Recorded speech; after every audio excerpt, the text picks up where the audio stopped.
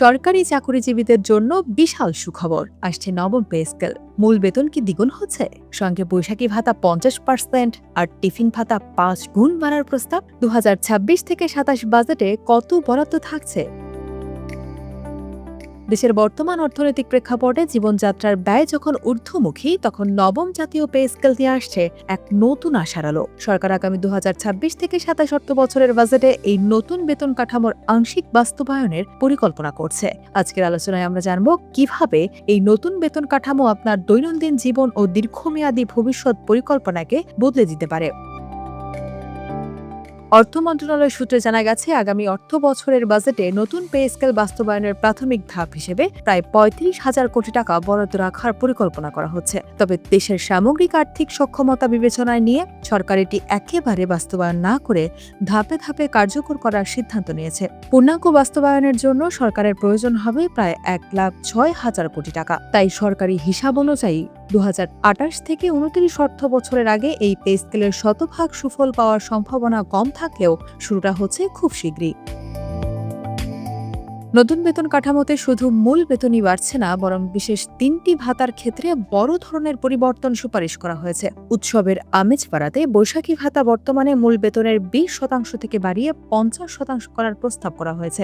এছাড়া নিম্ন গ্রেডের কর্মচারীদের কষ্ট লাঘব করতে 11 থেকে 20তম গ্রেডের টিফিন ভাতা 200 টাকা থেকে বাড়িয়ে সরাসরি 1,000 টাকা করার পরিকল্পনা রয়েছে। পাশাপাশি সন্তানদের শিক্ষার ব্যয় মেটাতে শিক্ষা ভাতা মাসিক 1,500 টাকা থেকে বাড়িয়ে 2,000 টাকা করার প্রস্তাবনা দেওয়া হয়েছে। সরকার নতুন পে স্কেল বাস্তবায়নে মূলত 2টি পদ্ধতি বা মডেল নিয়ে কাজ করছে। প্রথম প্রস্তাবটি হলো 3 ধাপে বাস্তবায়ন। এই পদ্ধতিতে প্রথম বছর মূল বেতন উল্লেখযোগ্য হারে বাড়ানো হবে, যা সর্বোচ্চ 50% পর্যন্ত হতে পারে। দ্বিতীয় বছর বাকি অংশ সমন্বয় করা হবে এবং তৃতীয় বছরে বাড়ি ভাড়া ও অন্যান্য ভাতা কার্যকর করা হবে। দ্বিতীয় পদ্ধতিতে পরবর্তী 2 অর্থ বছরে সমানভাবে বেতন বৃদ্ধির বিষয়টিও বিবেচনায় রাখা হয়েছে।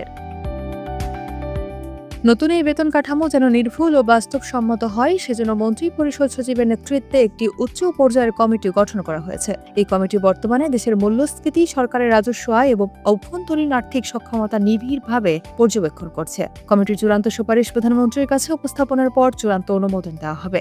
সরকারের এই সতর্ক অবস্থান নির্দেশ করে যে তারা একটি টেকসই বেতন কাঠামো উপহার দিতে চায়। পরিসংখ্যান অনুযায়ী নবম পে স্কেল পুরোপুরি কার্যকর বলে প্রায় 80,000 কোটি টাকা ব্যয় হবে সরাসরি কর্মরত কর্মকর্তাদের বেতন বৃদ্ধিতে। বাকি একটি বিশাল অংশ ব্যয় হবে পেনশনভোগী এবং এমপিওভুক্ত শিক্ষক কর্মচারীদের পেছনে। বর্তমানে দেশে প্রায় 14 লাখ সক্রিয় চাকরিজীবী এবং 9 লাখ পেনশনভোগী রয়েছেন। অর্থাৎ এই একটি সিদ্ধান্তের উপর নির্ভর করছে প্রায় 23 লাখ পরিবারের ভাগ্য এবং তাদের ভবিষ্যৎ অর্থনৈতিক নিরাপত্তা। আগামী 2026 থেকে 27 অর্থ বছরের জাতীয় বাজেটের সম্ভাব্য আকার ধরা হয়েছে প্রায় 9,30,000 কোটি টাকা। এটি বর্তমান অর্থ বছরের তুলনায় প্রায় 18% বড়। এই বিশাল বাজেটের একটি বড় অংশ অর্থাৎ 6,30,000 কোটি টাকা রাজস্ব আদায়ের লক্ষ্যমাত্রা নির্ধারণ করা হয়েছে। এই বর্ধিত রাজস্ব আয় মূলত নতুন পে স্কেলের অর্থের যোগান দেবে। সরকার চাচ্ছে শক্তিশালী রাজস্ব কাঠামোর উপর দাঁড়িয়েই সরকারি কর্মচারীদের জীবনমান উন্নত করতে। প্রস্তাবিত নবম পে কমিশনের সুপারিশ অনুযায়ী বর্তমানের 20টি গ্রেড বহাল থাকছে, তবে বেতনের অঙ্কে আসছে বড় পরিবর্তন। প্রস্তাব অনুযায়ী সর্বনিম্ন বেতন 8,250 টাকা থেকে বাড়িয়ে 20,000 টাকা করার কথা বলা হয়েছে। একইভাবে সর্বোচ্চ স্তরের বেতন 78,000 টাকা থেকে বাড়িয়ে 1,60,000 টাকা করার প্রস্তাব করা হয়েছে। এই ভারসাম্যপূর্ণ বৃদ্ধি সরকারি সেবা খাতে স্বচ্ছতা ও গতিশীলতা আনবে বলে আশা করা হচ্ছে।